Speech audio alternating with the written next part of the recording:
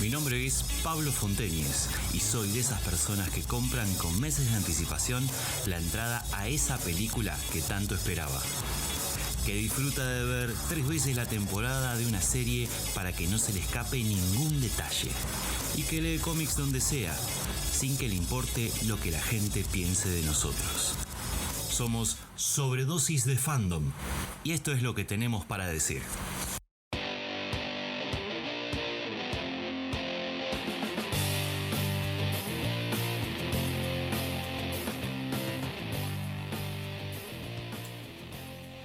Hola gente, bienvenidos. Mi nombre es Pablo Fonteñez y esto es Sobredosis de Fandom.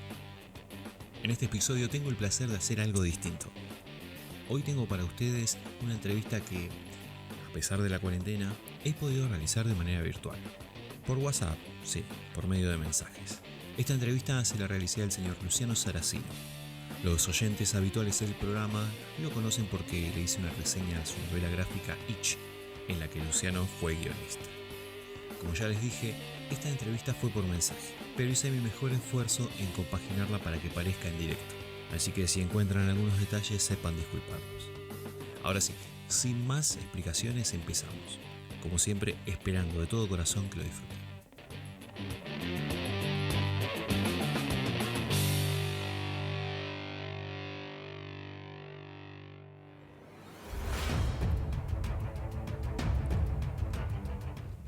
En 1978, el Superman de Christopher Reeve se daba a conocer en la pantalla grande. En La Chica, la serie animada de los Cuatro Fantásticos se estrenaba, y Cortázar publicaba Territorios. En el barrio de Villa del Parque, ciudad de Buenos Aires, un 2 de febrero, nacía Luciano Saracino. Es un guionista que, entre libros para chicos, novelas, historietas, ensayos sobre cine y otras hierbas, tiene publicados más de 80 libros a lo largo y a lo ancho de este planeta. Sus libros se leen en algunos idiomas: serbio, coreano, griego, yugoslavo, inglés, italiano, ruso, catalán, portugués y francés. Fue seleccionado en el libro Antología del Cuento Infantil Argentino del siglo XX. Llevó a la televisión La vida de Oesterheld en la serie Germán, Últimas Viñetas. Y en 2018 se estrenó Necronomicon, película que escribió junto al novelista Ricardo Romero. Ahora viaja por diferentes lugares del mundo para contar lo mucho que le gusta imaginarse historias.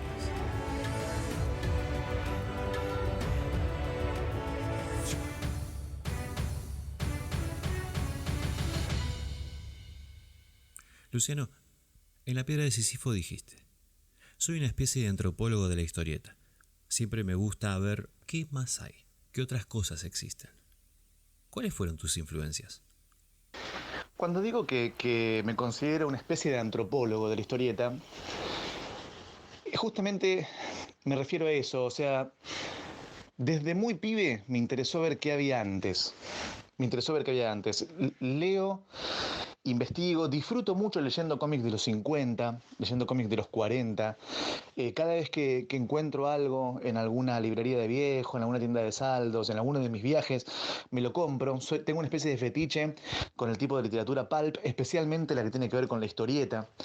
Uno de mis personajes preferidos es Fantomas, tanto en sus novelas policiales como en su faceta devenida en superhéroe mexicano, en la editorial Novaro, en los 60, 70, 80. Todo ese tipo de obra, Diabolic, Dylan Dog, Tex, bueno, y acá en Argentina lo que tiene que ver con Mysterix, todo lo que produjo Oesterheld con su Hora Cero, Columba, ¿no? De ese lado me considero un antropólogo. Me gusta mucho leer las diferentes edades de oro, de los diferentes países, la edad de oro de la historieta argentina, de la historieta norteamericana, de la historieta francesa, de la historieta franco-belga. Entonces, cuando me siento a escribir una obra desde el hoy, porque yo escribo hoy historietas, tengo todo eso detrás. Mi mochila es una mochila de un viajero que recorrió muchísimo. ¿Por qué recorrió muchísimo? Porque viajé muy diferente, ¿no? Viajé a lugares muy distintos, a banderas muy distintas, a paisajes muy distintos. Desde ese lugar me considero un antropólogo.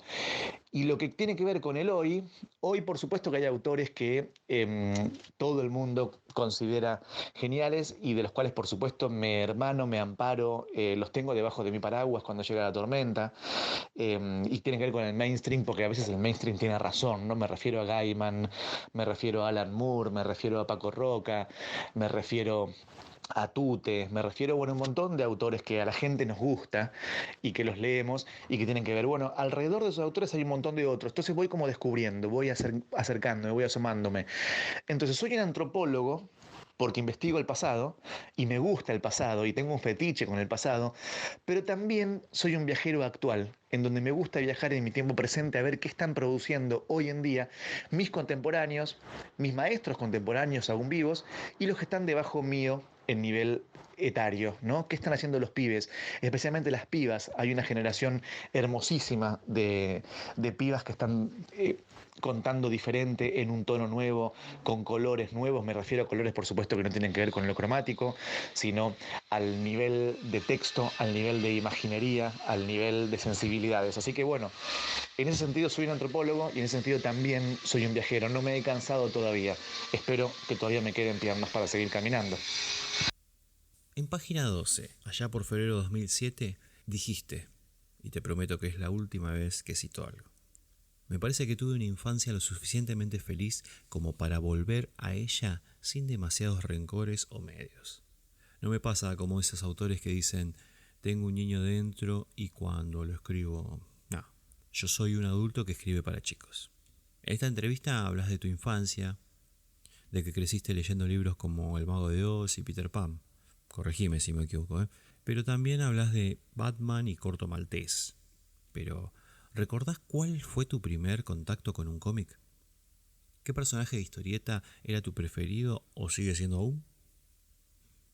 Sí, tuve una infancia de esas infancias que tienen muy poquitos en el mundo, ¿no? O sea, muy poco porcentaje de humanidad, que es una infancia feliz. No tuve que salir a laburar, no tuve problemas de hambre, no tuve una familia violenta, no han abusado de mí, no he tenido mayores traumas en el recorrido ese inicial de mi vida. Y lo que sí tuve fue una familia con un amor sano hacia los libros. Había libros en casa. Recuerdo, es difícil pensar en mi primer contacto con las historietas, porque siempre las hubo, siempre, ¿no? En la revista Anteojito estaba Anteojito de Antifaz, y Coco y Cilindrina, y Pelo Pincho y Cachirula. O sea, uno leía historietas porque estaban en la UMI, unas historietas dibujadas por Carlos Nine, ¿no? Había en casa historietas. Por ejemplo, no se compraban las de Editorial Columba en mi casa porque mi casa era una familia de izquierda que tenía, por supuesto, sus límites ideológicos, y Columba no se compraba, ¿no? Como tampoco se compraban superhéroes, no me dejaban entrar a casa a la Mujer Maravilla o a Superman porque tenían colores que remitían a la bandera norteamericana en sus trajes, y Columba no se compraba porque Columba era media facha para mis padres. Entonces lo que pasaba en casa era que el portero del edificio donde yo vivía, David, lo que hacía era me las guardaba. ¿Por qué? Porque la gente las tiraba. Eran cómics, eran revistas de historieta, el Tony, la D'Artagnan, la Intervalo, la Fantasía, que las tiraba la gente en mi edificio. Entonces él las guardaba. Y yo lo que tenía que hacer era, cuando bajaba a la planta baja, con el ascensor, vivíamos en el 7º piso, abría la puerta de un cuartito al que se le decía el incinerador, y ahí estaban, al lado de bolsas enormes de Consorcio, las historietas que me guardaba David, que eran todas el Tony, que la gente además les escribía las tapas con cuentas, con teléfonos de alguien, ¿no? El verdulero, teléfono de verdulero, una lista de supermercado. Las tengo todavía guardadas, todas esas revistas que me rescató, que me guardó David, con anotaciones de sus dueños, que nunca supe quiénes eran de ese mismo edificio que yo, pero no sabía quiénes eran. En esas historietas, en esas revistas, conocí muy tempranamente un nombre, que fue el de Dago. Dago, publicado ahí en el año 81, yo muy pequeño, me voló el cerebro. Fue el primer personaje que yo dije, bueno, esto es grosso, esto es grosso. Dago, tuve durante toda mi adolescencia un póster en la pared de mi casa que cada vez que yo abría los ojos, cada mañana, ese póster que era un dibujo de Alfredo de la María, preciosísimo, me decía que su mirada y su cuchillo están hechos del mismo filo, ¿no? Y era un Dago preciosísimo ahí que me miraba cada mañana. Hoy estoy escribiendo Dago para Italia. La vida tiene ese tipo de besos, ¿no? La vida a veces nos besa en la boca. Mi viejo guardó como un tesoro, porque son un tesoro, todas las historietas, las horas cero semanal, que él compraba cuando era chico, desde el 4 de septiembre del 57 hasta que salió el último número. Las encuadernó, las cuidó, se las llevó a todas sus mudanzas. Guardó eso como se guardan los tesoros, guardó eso como se cuida un corazón de papel. Y como tenía 5 años, un día me sentó en su falda y me leyó El Eternauta, los primeros capítulos. Yo empecé a leer desde ahí. Yo empecé a leer con esa primera lectura que me hizo mi viejo, con ese grupo de amigos jugando al truco en una casa en donde el fin del mundo lo sorprende en forma de nevada. Tanto me intrigó ese inicio de historia que yo aprendí a leer. Aprendí a leer para ver cómo seguía. Ese fue mi primer contacto no solamente con historietas, sino con la lectura, y no solamente con la lectura y la historieta, sino con la literatura grande, esa que te cambia la vida para siempre. Contame cómo fueron tus comienzos en la escritura. ¿Siempre supiste que querías dedicarte a esto? Desde muy pibe, desde chico, viste la clásica pregunta, ¿qué querés ser cuando seas grande? Yo siempre respondía 2 cosas. Una de esas 2 cosas la iba cambiando, ¿no? Podía ser astronauta, podía ser actor, podía ser psicólogo, podía ser profesor de historia, depende de la edad, la iba cambiando. La otra siempre era escritor, siempre. Desde que supe que los libros que leía los hacía gente, hombres, mujeres, nunca me desvié de ese rumbo, de esa parte de la respuesta. La otra respuesta todavía no la cumplí, pero esa mitad del sueño de mi vida sí lo tengo cumplido. ¿Qué querés ser cuando seas grande? Astronauta y escritor, psicólogo y escritor, profesor de historia y escritor, actor y escritor. Así que puedo decir que la mitad de mis sueños los cumplí. Todavía me falta llegar a Marte, a la Luna, a Saturno, pero de alguna manera llegué escribiendo. Así que sí, lo tuve claro desde el vamos. De hecho, yo jugaba a escribir. Yo tengo libros míos de muy pibe, como esos pibes que hacen sus libritos con hojas que le trae el papá del laburo, y engrampadora o encuadernaditos. Mi primera historieta dibujada por mi amigo Luis Sampaoli. Él vivía en el 4º piso de un edificio, yo vivía en el 7º. Flyman y Spaceman, la tengo guardadita, y teníamos 8, 9, 10 años. Teníamos nuestra editorial Fan, editorial Fantástico, con el loguito muy parecido a la de Novaro, porque eran las que comprábamos nosotros en el Parque Rivadavia. Yo era un pibe que muy de pibe me iba en bicicleta a comprar las revistas que me gustaban, con mis amigos, con mi amigo especialmente Luis, y que seguía las historietas y compraba, y mis ahorros eran para historietas. Yo era de ese tipo de pibe. Y lo que me pasaba a mí era que como las Batman que yo compraba en el Parque Rivadavia siempre continuaban, las mexicanas, y era imposible conseguir el número siguiente, porque llegaban como de a lotes de México. Entonces, si vos tenías el número 8529 y después no conseguías nunca el 8530, era muy difícil. Entonces, lo que hacía yo era, recuerdo una de un Batman cayendo de un Zeppelin. Cuidado, Batman, esa caída puede ser mortal, ¿no? Decía. Y yo después no sabía cómo continuaba, porque se me terminaba la historieta con Batman cayéndose de un Zeppelin. Entonces, ¿qué hacía? La escribía yo. Escribía la continuación, a ver cómo era que Batman se salvaba, qué era lo que le pasaba a Batman. Eventualmente, después de añares, yo daba con la continuación, la encontraba, porque nunca dejé de buscar mis griales. Y debo reconocer que algunas estaban mejor como las pensaba yo a mis 8, 9, 10 años, que como finalmente las leí. Así que Sí, siempre quise ser escritor y cuando lo fui, el primer contrato que yo firmo en mi vida para publicar un libro, que fue Filgrid, El Mago de los Caminos, publicado por Puerto de Palos. Yo voy a la editorial, firmo el contrato y me vuelvo para mi casa en colectivo. Yo tenía 20 y pico, 20 tempranos. Yo volví todo ese viaje con el contrato dado vuelta, sentado en el asiento de atrás de todo el colectivo, para que la gente mire ese contrato y que vea que ahí estaba firmada la posibilidad de un libro futuro, ¿no? Y la sonrisa que tenía yo en el rostro en ese momento era la sonrisa de un pibe que acababa de cumplir su sueño. Me habían pagado 400 pesos, estamos hablando de hace muchísimo tiempo. Era un dinero, era el mismo dinero que cobro hoy por los anticipos de cualquier libro, pero bueno, en ese momento recuerdo que eran 400 pesos. Me bajé en Villa del Parque con el colectivo, me fui al shopping, ya no existe más ese shopping, porque las cosas dejan de existir cuando pasan más de una década.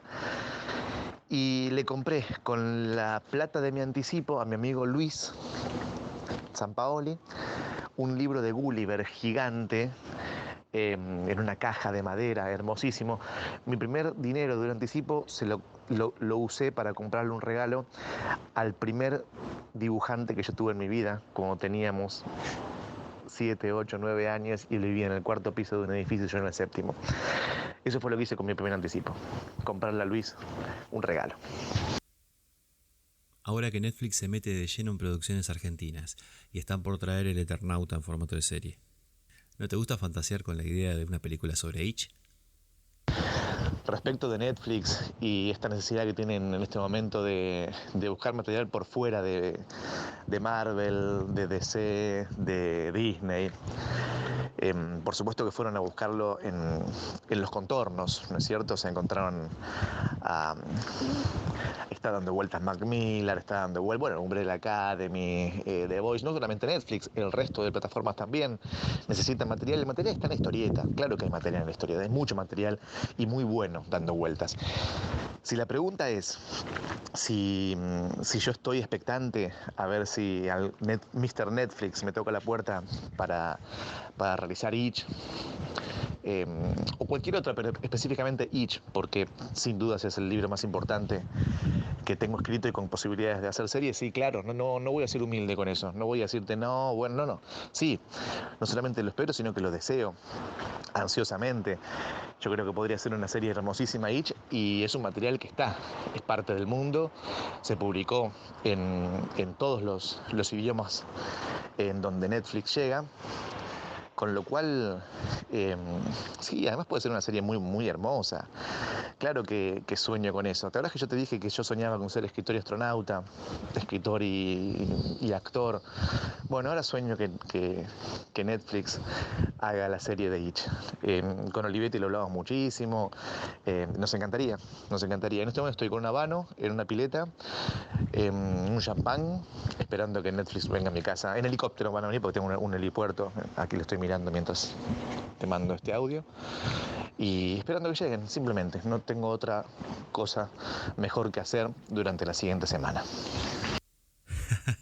Creo que no hay mejor manera de esperarlos. Venga, por favor, no sea tímido.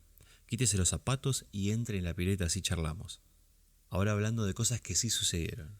Escribiste el film de terror Necronomicon con el novelista Ricardo Romero. ¿Cómo fue esa experiencia? O sea, compartir la narrativa con otro escritor. Digo, porque el trabajo de escritor por lo general es muy solitario. El trabajo del escritor es solitario, pero el del guionista no. Cuando trabajo haciendo historietas, yo estoy muy acostumbrado al vínculo con el dibujante. Me gusta mucho trabajar con el dibujante. A veces pasa por cuestiones de mercado. Ahora estoy trabajando para el mercado italiano, por ejemplo, y sí, me pasa que escribo un guión de Dago o de lo que esté escribiendo, se lo entrego a mi agente y mi agente se lo manda al dibujante, que yo no conozco, que yo no sé su cara, su nombre a veces ni siquiera, y lo dibuja solo en la soledad de su estudio, y yo solamente veo las páginas terminadas. Es un modo de trabajo. A mí me gusta el otro, que es el que hago con Ariel Olivetti, el que hago con Gerardo De Isusi, con Gerardo Baró, con Nicolás Brondo. O sea, nos juntamos a pensar la historia. El dibujante pone mucho de sí en la historia. Yo sugiero y juego alrededor de los dibujos. Entonces como que el guionista, en mi caso, yo como guionista, no soy un hombre solitario cuando escribo. Sí escribo en el teclado solo, pero hay un previo y un posterior a ese momento de escritura en donde me vinculo con mi compañero. Trabajar con Ricardo Romero es un lujo. Es un lujo. Ricardo Romero no solamente es uno de los mejores escritores de la Argentina, y inclusive me expando un poquito más. Ricardo Romero es uno de los mejores escritores del mundo. Tiene una prosa exquisita, una imaginación desbordada y una inteligencia supina. Ricardo Romero es un hombre de inteligencia. Pero además de todo eso, Ricardo Romero es mi amigo, es mi hermano. Con lo cual nos juntamos a ver películas, tenemos una cofradía con él y con el otro escritor, Jorge Consiglio, a mirar películas de terror, con máscaras, nos ponemos máscaras y nos juntamos a ver películas. Son reuniones que duran generalmente a veces días completos. Y en esa amistad que tenemos, en donde nos juntamos a tomar cerveza, a hablar, a debatir, inventamos historias con Ricardo Romero. De esas historias que inventamos, algunas terminan siendo guiones y nos juntamos a escribir los guiones, nos juntamos los dos a escribir los guiones. Nos preparamos como quien prepara el escenario para jugar a los Playmobil siendo niños, o cuando armabas el castillo de Grayskull para invitar a un amigo a tu casa a jugar. Cuando Ricardo viene a mi estudio, yo lo espero como Ricardo se merece. Armo unas picadas gigantescas, preparo las botellas para que estén siempre a nuestro alcance, y cuando yo voy a su estudio, él hace lo mismo conmigo. Escribimos los dos. No es que yo le mando por mail un texto, no, me siento en la computadora y él está al lado mío y vamos diciendo en voz alta, lo escribimos. Se sienta él y yo estoy al lado de él, y así. Necronomicon le escribimos a cuatro manos, como quien se sienta en un piano a tocar una melodía a cuatro manos. En ningún momento hubo una discusión, un no entender para dónde va la historia, no, en ningún momento. Nos sentamos, sabíamos lo que queríamos contar una historia, una aventura literaria, una aventura que gira alrededor de un libro. Los dos amamos los libros, no solamente la literatura, entiéndase, los libros, y alrededor de eso hicimos una película. Pero ese trabajo que decís vos, que Ricardo sí es un hombre que trabaja en soledad, porque es un novelista, y las novelas de Ricardo necesitan soledad porque justamente tienen que ver con esa inteligencia que habita debajo de sus rulos. No fue para nada extranjero el vínculo conmigo, no fue para nada forzado. Escribimos juntos. ¿Por qué? Porque somos amigos, porque somos hermanos. Me pasa lo mismo con Olivetti. Nos sentamos a hacer porque no solamente amamos lo que hacemos, sino que sabemos muy bien cómo se juega este juego. Así que no fue para nada complicado, te diría que fue un placer. Veo que cuando hablas de amistad y de las reuniones que se generan en torno a ella, te gustan los rituales. Pero rituales para celebrar la amistad. Con Ricardo miran películas con máscaras, he visto que con Ariel hubo noches de tango y música en general en tu casa. A la hora de escribir, ¿también tenés rituales? Soy un hombre que celebra el amor más que todo el resto de sensaciones y de cosas que rodean el universo. Soy un hombre de eso, soy un declarado enamorado. Enamorado de mi pareja, enamorado de mis pasiones, enamorado de mi hija, ¿no? Creo que soy un padre amoroso, un buen amigo. El otro día, justamente en un reportaje, alguien mencionó eso. Yo no sé bien si Saracino es un gran escritor.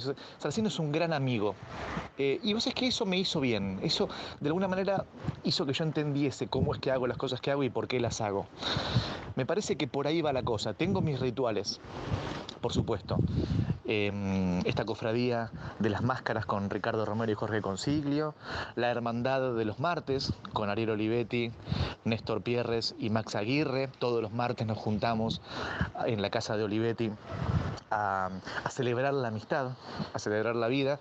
El fulbito de los lunes, Cada lunes nos juntamos y eso es un templo, es una iglesia que tenemos, esa canchita debajo de la autopista de Carabobo, con un montón de amigos, con Tute, con Max Aguirre, con Diego Parés, con Diego Rey, con Hawk, ¿no? Muchos del ambiente de la historieta y otros del ambiente de la música, cantores como Hernán Lucero, Gustavo Eclesia, El Negro Falótico, hay fotógrafos, Mariano Sanchiao, hay activistas culturales como Martín Ramón. Somos un montón de personajitos del medio y de fuera del medio que se junta a jugar a la pelota cada lunes. En ese jugar a la pelota nos jugamos la vida. ¿Por qué? Porque sabemos que en ese trote, en ese cuero, en esos goles, en esos pases, está una parte importante de la vida. Por lo que te digo, por lo que tiene que ver con la amistad, con el amor. José Francisco Caballero, cantante de punk rock. Somos un montón y verdaderamente disfrutamos ese espacio. Tiene que ver con los rituales que me preguntas. Cuando escribo, no. Cuando escribo no tengo absolutamente, o sí tengo el ritual de la ausencia del ritual. Necesito algunas cosas mínimas que son silencio absoluto. No escribo con música. Yo tengo un estudio afuera de mi casa y necesito estar solo. Necesito que la soledad sea un poquito más extensa que el espacio de mi estudio. No puedo escribir si hacen falta 2 kilos de cebolla en mi casa. No puedo escribir si alguien me menciona que faltó pagar la factura del gas. No puedo escribir si. Entonces necesito estar solo, pero solo de verdad, que haya un contexto de soledad. Y luego en silencio, no escucho con música, no escucho con música instrumental, no escucho con música clásica, no escucho con tango, no escucho nada, en ninguna instancia de la escritura. Puede ser que quizás en alguna corrección, en algún momento de edición del texto, pueda llegar a poner alguna música en inglés de fondo, pero generalmente no. Tengo siempre el mate al lado del teclado, escribo con mate, escribo mucho mejor por las tardes. Y generalmente escribo de un tirón. Me siento y escribo. Tengo siempre 3 o 4 proyectos a la vez, con lo cual divido el día más o menos en esos proyectos que estoy haciendo e intento ser en ese sentido bastante ordenado, porque en el resto de la vida soy muy desordenado. Entonces, ahora que te mando este audio, ya sé qué voy a escribir después y sé con qué voy a ocupar mi tarde. El día de hoy lo tengo más o menos resuelto. Desde la cama lo pienso eso. Abro los ojos y lo primero que digo antes del primer mate es, bueno, a ver cómo viene mi día. Cuando esa respuesta me es fácil de responder, bueno, mi día va a ser precioso. Cuando no tengo muy en claro porque estoy en muchas cosas y no sé bien qué, bueno, ahí se me empieza a complicar y me empantano y es muy posible que no escriba nada inclusive. Pero no, hoy tengo 2 trabajos concretos que tengo que terminar, hacer, resolver y me es muy divertido cuando el día se me presenta con objetivos claros. Recién me contaste que ahora estás escribiendo Dago y otros 2 proyectos más. ¿Podés contarnos algo o todavía no se puede contar? Está, digamos, el motor encendido, pero carburando, no en marcha. Italia está en este momento en un stand-by como el resto del mundo, pero la industria italiana está pasando por una crisis grande. Pensemos que si no hay kioscos, no hay bocas de venta, y si no hay bocas de venta, no hay acceso al público. Entonces hay que ver cuando se acabe toda esta cuarentena qué es lo que queda después del vendaval. Así que sí, estaba escribiendo Dago, terminé un libro y está siendo dibujado en este momento, Dago en la estepa rusa, en los tiempos de Iván el Terrible. Un libro muy lindo, me encantó hacerlo, un personaje que yo adoro porque es el personaje que yo leía de chico, así que de golpe que te pongan la número 10 para que juegues en el equipo de tus sueños, y bueno, fue una responsabilidad muy grande, me la tomé con seriedad y el resultado fue realmente muy lindo, me encantó cómo quedó el libro. Así que bueno, inicialmente estamos haciendo un libro de Dago, veremos cómo continúa, y ahora estoy metido en un barco también, más o menos en misma época, siglo XVI, contando la historia de Lope de Aguirre. También para Italia, para el mercado europeo en realidad, porque Italia, Francia, veremos cómo se mueve este barco. Así que eso es muy, muy fresquito. Estoy sentado ahora en la computadora mirando, nada, estoy 27 páginas de un libro de 90 y pico, pero lo empecé ayer. Así que estoy con el viento a favor, la historia es linda, Lope de Aguirre es un personaje fascinante.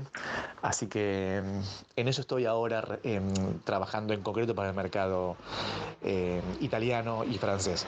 Luego televisión y cine, seguimos con el resto de proyectos, pero ahora mismo sentado en mi estudio haciendo, en realidad estoy pasando a español antiguo el texto inicial, porque Lope de Aguirre habla en español antiguo. ¿Qué queréis? De todo lo que publicaste alrededor de tu carrera, ¿cuál es tu orgullo, tu preferido? Es difícil la pregunta, porque una cosa es el orgullo y otra es el cariño. Son diferentes sensaciones que tengo respecto de los libros. Tengo muchos libros publicados, tengo más de 80 libros publicados, de los cuales por supuesto no todos me hacen sentir orgulloso, ni de hecho ni siquiera me gustan.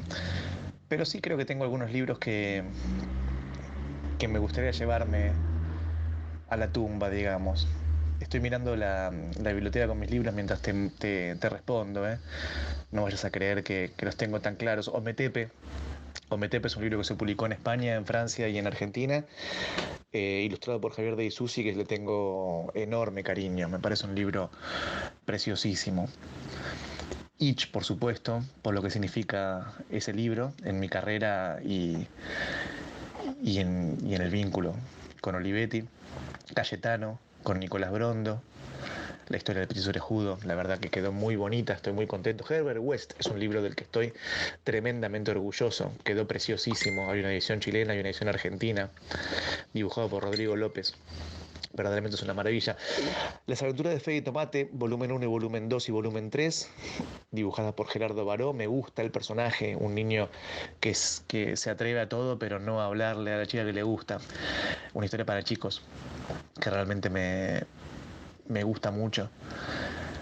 Y después, a ver, El Príncipe Azul Ronca, de los libros para chicos tengo muchos libros que me gustan mucho.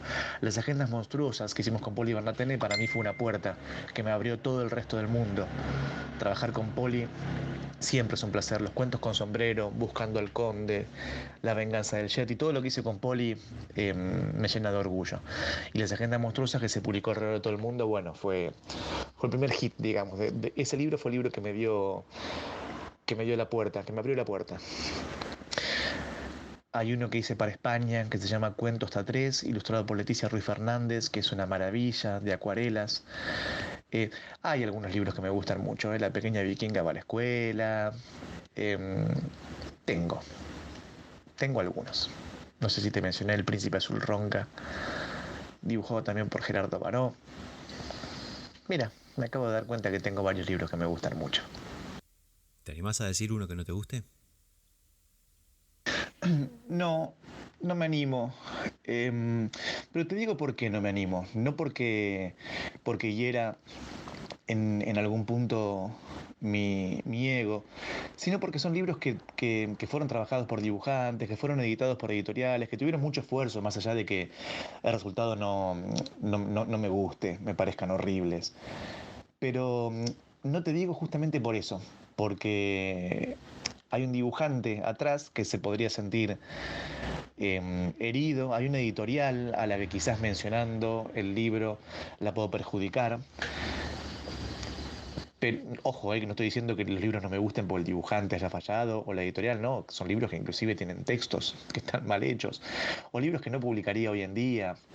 Estoy de vuelta mirando la biblioteca mientras te respondo. Son libros más que nada para chicos muy chiquitos, que bueno, que no me sumaron nada a la carrera. Y lo que sí te puedo decir es que todos fueron hechos de manera sincera y que todos tuvieron un objetivo, inclusive el económico. Hay libros que hice por dinero y que ahí están. Pero, pero no voy a decirte un nombre por esto que te digo, porque no quiero involucrar en esa frase que te diga a otra gente que se pueda sentir perjudicada por lo que yo vaya a decir. Después te lo digo en persona, tengo varios libros que son una cagada. Luciano, ¿qué consejo te hubiera gustado recibir en tus comienzos y que no recibiste? ¿Qué le dirías a alguien que quiere vivir de la escritura? Tené paciencia, no te apures, que no es ahora, pero puede ser después. La paciencia, supongo yo, que es un condimento que aprendemos a usar con el tiempo. Al principio queremos que sea todo ya y eso provoca mucha angustia. Entonces me parece que hice con lo que tenía, hice con mis herramientas, con mi capacidad, lo que tenía que hacer, lo que necesitaba era ese consejo. Que me digan tranquilo, no pasa nada, no pasa nada que te digan que no, aprovechalos, no. Te van a decir que no muchas veces, en el amor y en la carrera. Esos no tienen que ayudarte a entender por qué te dicen que no y a mover el volante hasta que te digan que sí. Sé humilde, sé humilde. Que te publiquen no significa que seas mejor que nadie. Hay un montón de autores a los que no les publican que escriben muchos mejores libros que vos. La publicación es una circunstancia. Hay un montón de cosas alrededor de la publicación, muchas de las cuales tienen que ver con la casualidad, con el momento, con el tiempo, con cómo le caes a un editor. Tranquilo, tomátela con calma, no te la creas nunca. Esto no es tan importante. Y va a salir todo bien. Eso me hubiese gustado que me digan en esos momentos iniciales. Va a salir todo bien. Eso me diría a mí. Ahora, a los que no son yo y están empezando, porque mi modo de empezar fue muy concreto, yo lo que hice fue, me senté y escribí. Estuve 10 años escribiendo, todavía hoy publico libros que son de aquella época, fueron escritos en aquella época. Provoqué un stock absolutamente enorme de libros, de ideas. A los que están empezando, decirles eso, siéntanse y escriban, no procrastinen. El mundo está lleno de distracciones, bueno, que se distraigan los demás. Vos sentate y escribí. Si tenés ganas de escribir, si no tenés ganas de escribir, no pasa nada, no escribas. Entregale al dibujante el guión terminado, no le entregues 5 páginas. Vos estás empezando, tenés tiempo, sé humilde. Terminá el libro y recién ahí mostráselo a un dibujante. Pero sé humilde de verdad, no te olvides que esto es un trabajo. Lo que tenés que hacer ahora, estás empezando, es trabajar mucho más de lo que vas a trabajar después. Yo empecé trabajando 14 horas por día para poder trabajar hoy 3 o 4. Así que rompete el lomo, que tenés energía, tenés ganas, tenés cabeza y tenés juventud. Rompete el lomo. ¿Compartís con alguien ese stock? O sea, ¿dejás que alguien lea al menos un manuscrito? No, el stock de historia, yo tengo una carpeta en la computadora que es ideas a desarrollar, inconclusos, inéditos. Hay un montón de material que fue quedando con el tiempo. Eventualmente lo rescato, lo releo, lo corrijo, lo arreglo un poquito y a veces se publican. Me pasa cuando un dibujante me pide si tengo algo, reviso esas carpetas. Pero están olvidados, son libros que tienen a veces más de 20 años de escritos, 15, 10. No, eso no se los leo a nadie, esos no sabe nadie que existen. Espero que cuando muera no se publique, o no, en todo caso que alguien los lea y que a conciencia decida que vale la pena. Esos no se los leo a nadie. Ahora, cuando el libro lo corrijo, cuando la idea está pulida y sé que se va a convertir en libro, sí. Ahí tengo inicialmente 2 oyentes, 2 lectoras, que son mi hija de los libros para chicos. Los libros para chicos siempre se los leo a ella. Mi hija es una voraz lectora, una lectora a conciencia, con buen gusto. Se lo leo y la observo sus reacciones, a ver si el libro funciona. Si le funciona a Malena, el libro está bien. Y eso lo tengo como una especie de guía fundamental. Y luego mi pareja suelo leerle los textos, me llevo la compu a la cama y le leo a veces algo, o le voy mandando audios con capítulos de novelas, también para obligarme a escribirlas, ¿no?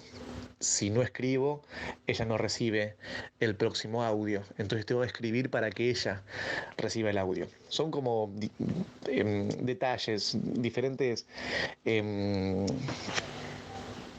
cuestiones que uso para obligarme a escribir todos los días. Y a veces sí, claro, cuando me junto en la casa de Ariel Olivetti o con amigos y hay algo que me interesa lo escribí, sí, suelo leerlo. Pero no soy un escritor hincha huevos. En mi casa, por ejemplo, no hay ningún libro mío, están todos en mi estudio. Y trato, dentro de lo posible, que cuando me junto con gente no ser el escritor, ser el amigo, ser el padre, ser la pareja, ser Luciano. Y Luciano es mucho más que el que escribe. El que escribe en su estudio. El que escribe es escritor en las charlas, en los viajes, en las ferias del libro. En mi casa no, con mis amigos no. Con mis amigos nos tomamos una cerveza y hablamos otra cosa. Bueno, esta pregunta yo la llamo dime qué miras o lees y te diré quién eres. Una película, una serie, un libro y un cómic. Una película, La Bruja o Déjame entrar. Esa maravilla de vampiros niños. Una serie, estoy viendo ahora The Outsider, la verdad que me está enganchando mucho. Me parece que me gustaría recomendar esa, está bien el tono, me gusta cómo está contada. Un libro, qué difícil un libro, ¿eh? El océano al final del camino. El conserje y la eternidad, de Ricardo Romero. Un cómic, Soy una mata gigantes, de Joe Kelly y Ken Nimura. Eso. Y si querés algo mío, te recomiendo, porque me gusta mucho, Germán Últimas Viñetas, una miniserie de televisión protagonizada por Miguel Ángel Solá y Claudio Risi, que cuenta los últimos años de la vida de Héctor Germano Westergeld. ¿Qué hubiera gustado que te pregunte y no lo hice? Seguramente sería una pregunta referida al fulbito de los lunes, si soy bueno jugando, en qué posición juego, si soy de hacer goles. Creo que sería esa la pregunta que te faltó hacerme, qué estoy cocinando ahora mismo durante la cuarentena, qué disco está puesto en el equipo. Cosas que no tienen nada que ver con el escritor, pero que me encanta hablar. Luciano, ha sido un placer enorme haber podido realizarte esta entrevista. Te agradezco muchísimo que te hicieras un momento para brindar tus palabras. No, por favor, el placer fue todo mío. Me divertí mucho respondiendo a tus preguntas. Espero que las respuestas hayan tenido por lo menos algún tipo de coherencia. Te mando un abrazo enorme a vos y a todos los oyentes de tu podcast. Nos leemos, nos vemos, nos cruzamos. La vida está para contarla, para bailarla, para besarla, para cantarla. Así que no te olvides que lo que no hagas hoy no lo va a hacer nadie. Te toca a vos. Vamos, abrazo enorme. Sobredosis de fandom. Bueno, gente, esto fue todo por hoy. Si les gustó el contenido de este podcast, busquen el botón compartir y publíquenlo en todas sus redes, así mucha más gente nos puede conocer. Recuerden que el programa está disponible en todas las plataformas de podcast, como Apple Podcasts, Anchor, iVoox, Google Podcasts, Spotify, Overcast, Radio Public, entre otros. No se olviden que estamos en Instagram como Sobredosis de Fandom todo junto. Ahí nos pueden mandar mensajes, nos pueden decir qué cosas les gustaría escuchar, si les gustaría alguna reseña, alguna entrevista, recomendarnos lo que quieran, algo acorde a lo que ustedes quieran, ¿sí? A mí me pueden encontrar en Twitter como @pfontenes. Sin más que decir, me despido de ustedes. Mi nombre es Pablo Fonteñez. Buena vida